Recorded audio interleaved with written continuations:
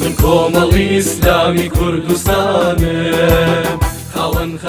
کۆمەڵی ئیسلامی کوردستان بە ئامانجی نوێبوونەوە و گۆڕانکاریکردن لە پەیڕەوی ناوخۆی حیزب و خۆگۆنجاندن لەگەڵ گۆڕانکاریەکان کۆنگرەی چوارەمی خۆی دەبەستێت. ئەندامانی کۆنگرەی چوارەمیش لە قەزای سۆران بە ئومێدەوە لە ئایندەی کۆمەڵ دەڕوان و پێیان وایە کۆنگرا کۆمەڵی ئیسلامی بەرەو پێشتر و گەشە سندنی زیاتر دەبات. بێگومان پلان و بەرنامەی باش هەیە بۆی زیاتر کۆمەڵ هەرچەندە هەتا ئێستاش هەر لە بەرەی جەماوەردا بووە، بەڵام زیاتر و تۆکمەتر کە پشتگیری جەماوەر بێ، جەماوەری ئیسلام لێکراو بێ و دژی گەندەڵی و نادادگەری ئەو دەسەڵاتدارانەی ئەمڕۆ بوەستێتەوە و بە پلان و بە بەرنامەی تۆکمەتر و باشتر تاوەکو بتوانین لە 4 ساڵی داهاتوودا پشتیوان بەخوای گەورە ببینە جێی متمانەی زۆرترین خەڵکی هەرێمی کوردستان. کۆمەڵ لەوەتەی دروست بووە حیزبی خەڵکە، حیزبی با بڵێین هەتاوەکو سەر ئێسقان داکۆکی کردووە لە مافی خەڵک، لە مافی هاوڵاتیانی خۆی، لە هاونیشتیمانیانی خۆی، لە خاچی خۆی و لە دینی خۆی. بێگومان ئەم کۆنگرەیەش باشتر و چاکتر جەخت لەسەر ئەوە دەکاتەوە کە لەبەرەی گەلدا بێ بە هەموو توانایەکەوە ئیدی کۆمەڵ سڵی نەکردووە لەبەرەوەی گەلدا بێ.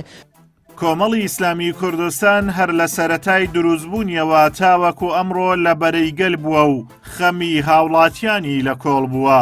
لە سەروبەندی بەستنی کۆنگرەش ئەندامانی کۆنگرە گەشتبین و پێیان وایە ڕاستپاردە و بڕیارەکانی کۆنگرە دڵخۆشکەر دەبن بۆ خەڵک و ئەندامان و لایەنگرانی و پێیان وایە کۆمەڵ گەشە سەندنی زیاتر بەخۆیەوە دەبینێ.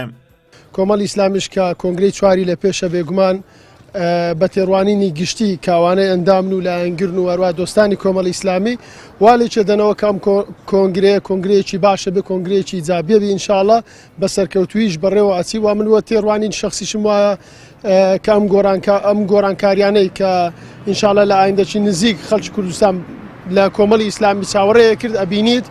بێگومان وەکو وتم ئەوڕۆ کۆمەڵ ئیسلامی لەو سەرچیوەیە دەرچووە کە تەنها خەڵکان ئەندامانی کۆمەڵ ئیسلامی چاویان لەسەر بەرک و خەڵکانی ئەلمانیشەوە بینین لە ڕۆژانە لە نەکان لە تەلەڤیزیۆن یاخود لە سایتەکانیان تەنها ئەڵێن تاکە لایەنێکەوە ئێمە بتوانین پشتی پێ ببەستین یاخود بە نوێنەری خۆمان ئەمزانی کۆمەڵ ئیسلامی ئەوانە هەرچەندە کەسانی ئەلمانینە یاخود کەسانی بێلایەنیشن بە شێوەیەکی گشتی بۆیە ئومێدەوارن ئەم کۆنگرەیە بێگومان پشتیوان بەخوا ئەم کۆنگرەیە هۆکارێکە بێت بۆی زیاتر متمانی خەڵکی بۆ خۆی مسۆگەر بکات. وا بڕیارە لە 18 و 19 ئەم مانگە لە شاری سلێمانی کۆمەڵی ئیسلامی کۆنگرەی چوارەمی خۆی ببەستێت کە لە سەرجەم شارەکانی هەرێمی کوردستان ئەندامانی بەشدار دەبن.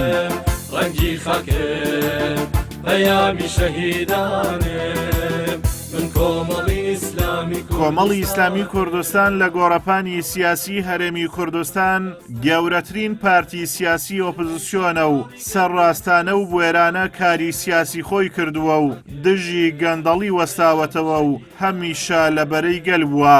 هەر بۆیە هاوڵاتیانی هەرێمی کوردستان چاویان لەسەر کۆمەڵە، چاوەڕوانی داهاتوویەکی گەشن بۆ کۆمەڵ. ئازاد ئۆمەراوی کەناڵی ئاسمانی پەیام، قەزای سۆران.